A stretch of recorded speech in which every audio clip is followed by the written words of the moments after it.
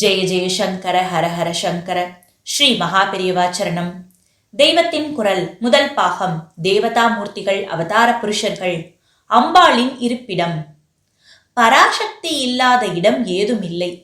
ஆனால் மனசுக்கு பிடிப்பு உண்டாவதற்காக அவளுக்கு பல வாசஸ்தானங்களை சொல்லி இருக்கிறது.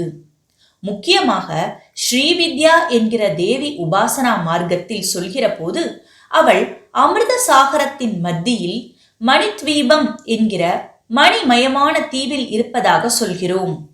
மணி தீவில் பல கோட்டைகள், உத்தியான வனங்களுக்குள் சிந்தாமணிகளை இழைத்து செய்த கிரகத்துக்குள் இருக்கிறாள். பிரம்மா, விஷ்ணு, ருத்திரன், மகேஸ்வரன், சதாசிவன் இவர்கள் 4 கால்களாகவும் உட்காருமிடமாகவும் அமைந்து உருவான மஞ்சத்தின் மேல் பிரம்மஸ்வரூபமான காமேஸ்வரனின் இடது பக்கத்தில் அமர்ந்திருக்கிறாள் என்று சொல்லி இருக்கிறது. அவள் இருக்கும் இடத்தை ஸ்ரீபுரம் என்று கூறியிருக்கிறது. அமிர்த சாகரத்தில் இருப்பதாக சொல்கிற மாதிரியே ஸ்வர்ணமயமான மேரு சிகரத்தில் இந்த ஸ்ரீபுரம் இருப்பதாகவும் சொல்வதுண்டு.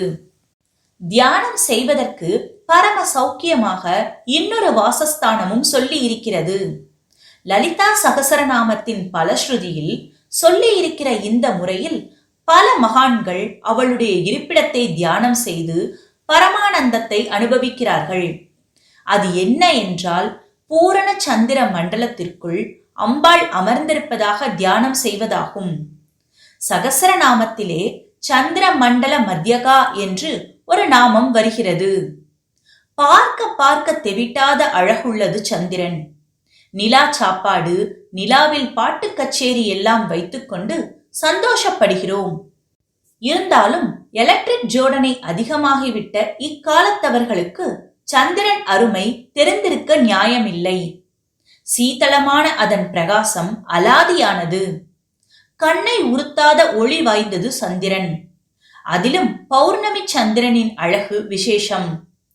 இந்த அழகு விசேஷமாக தெரிய வேண்டும் என்பதற்கே ஈஸ்வர நியதியில் 30 நாட்களுக்கு ஒரு முறைதான் பூர்ணிமை வருகிறது. தினமும் பௌர்ணமி இருந்தால் பூரண சந்திரனில் நாம் இத்தனை சந்தோஷம் அடைய முடியாது. இந்த பூரண சந்திர மண்டலத்தை முதலில் தியானித்து அதில் அம்பாளை தியானிக்க வேண்டும். பூரண சந்திரனை தியானிக்கிற போதே மனசும் அதுபோல் குளிர்ந்து போகிறது. அங்கே துக்கத்துக்கும் துவேஷத்துக்கும் இடமில்லாமல் சாந்தமாகிறது. வெளி பிரபஞ்சமெல்லாம் ஜீவனுக்குள்ளே இருக்கிறது. அண்டத்தில் உள்ளதெல்லாம் பிண்டத்திலும் உண்டு என்பார்கள். சகல ஜீவராசிகளுக்கும் அந்தராத்மாவாக இருக்கிற பராசக்தியின் மனசே சந்திரனாக ஆகியிருக்கிறது. புருஷ சூக்தத்தில் இப்படித்தான் சொல்லி இருக்கிறது. இதனால் ஜீவராசிகளின் மனத்துக்கும் சந்திரனுக்கும் சம்பந்தம் இருக்கிறது. இங்கிலீஷில் சித்த பிரமை பிடித்தவர்களை லூனாட்டிக் என்பார்கள். லூனார் என்றாலே சந்திரனை பற்றியது என்றுதான் அர்த்தம். இது சித்தத்தின் விபரீத நிலையை சந்திரனோடு சேர்த்து சொல்கிறது. சித்த சுத்திக்கு அதே சந்திர மண்டலத்தில் அம்பாள் தியானத்தை நம் சாஸ்திரங்கள் சொல்கின்றன. சந்திரனில் அம்பாள் அமர்ந்திருப்பதாக தியானிக்க வேண்டும். தியானம் செய்கிறவனுக்கோ புலித்தோலை ஆசனமாக விதித்திருக்கிறது.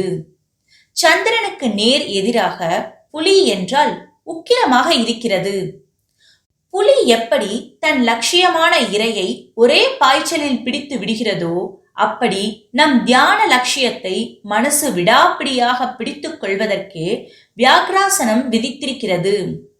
அதில் அமர்ந்து அம்பாளை சந்திர மண்டல வாசினியாக தியானித்தால் நம் மனமும் அவள் மனத்திலிருந்து வந்த சந்திரனை போல் குளிர்ச்சி அடையும். சந்திரன் தாபத்தை போக்குவது போல் நம் தாபமும் சமணமாகும். சந்திரிகையில் இருட்டு விலகுகிற மாதிரி அஞ்ஞானம் விலகும்.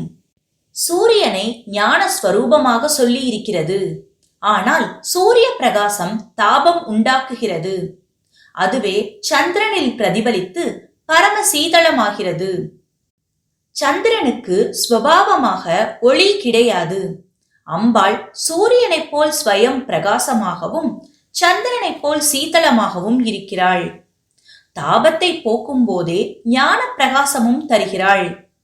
ஞானம் தருகிற குருமூர்த்தி அவளேதான். காளிதாசன் தேசிக ரூபனே தர்ச்சிதா புதையாம், குரு வடிவத்தில் வந்து தன் மகிமையை காட்டுகிறவள் என்று அம்பிகையை வர்ணிக்கிறார்.